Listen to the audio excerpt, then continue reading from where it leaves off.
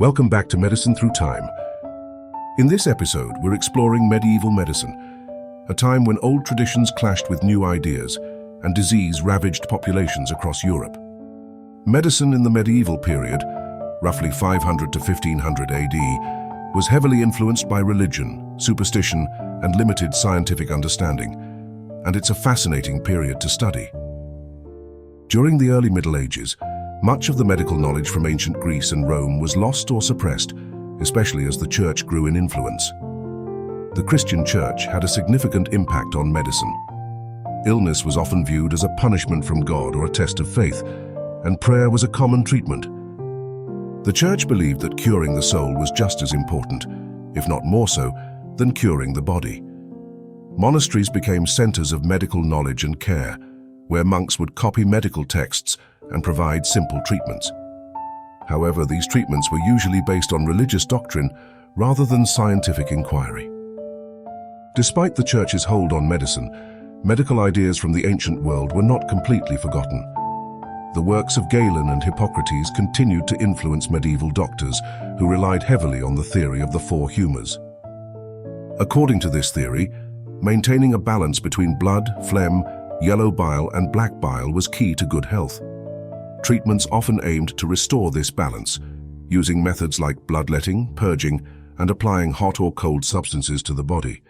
While these methods might seem odd or harmful today, they were considered effective at the time and were a cornerstone of medical practice. Because of the limited understanding of disease and the lack of effective treatments, many bizarre and imaginative cures were created. For example, to treat the plague, some people believed that carrying a posy of flowers or herbs would purify the air around them, protecting them from disease. This is where the children's nursery rhyme, "Ring-a-ring-a roses," is said to have originated. Another common cure for the plague involved the use of live chickens. People would strap a chicken to their swollen lymph nodes, thinking the bird could draw out the infection. Others believed that wearing amulets made from animal parts or herbs could protect them from evil spirits and illness. For mental illnesses, people sometimes resorted to even stranger practices, like drinking potions made from crushed beetles or consuming ground-up gemstones, which were thought to have magical healing properties.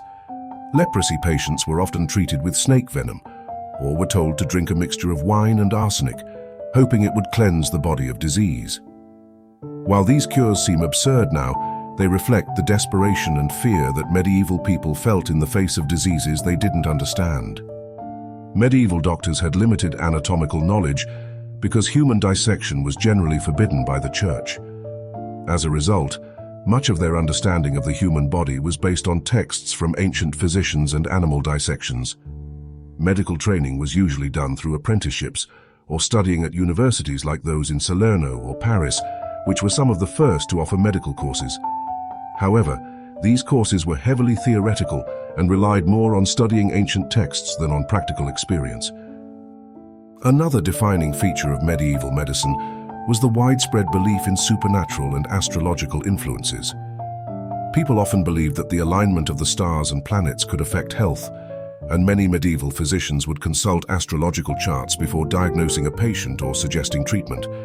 Similarly, the idea of charms and amulets to ward off evil spirits was common, especially in rural areas where superstition was deeply rooted. The most devastating event of the Middle Ages was the Black Death, which swept through Europe in the mid-14th century, killing an estimated one-third of the population. The Black Death highlighted how poorly understood disease was at the time. People believed the plague was caused by everything from bad air, miasma, to divine punishment. Treatments ranged from flagellation, where people would whip themselves to atone for their sins, to burning aromatic herbs in an attempt to purify the air. Some towns even practiced quarantine, isolating the sick to prevent the spread of disease, which was one of the first recorded uses of quarantine in history. Despite these challenges, there were some advances in medieval medicine.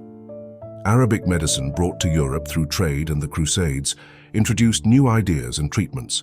Scholars like Avicenna, a Persian polymath, wrote comprehensive medical texts such as the Canon of Medicine, which was used in European universities for centuries. Medieval hospitals, often attached to monasteries, also began to emerge, providing basic care for the sick and poor. These hospitals didn't offer the kind of medical treatment we'd expect today. Instead, they focused on spiritual healing, rest and cleanliness, which in some cases did improve patients' outcomes.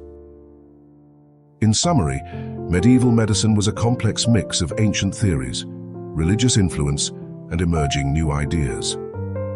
While many treatments were based on superstition or limited knowledge, the period also laid the groundwork for future advancements.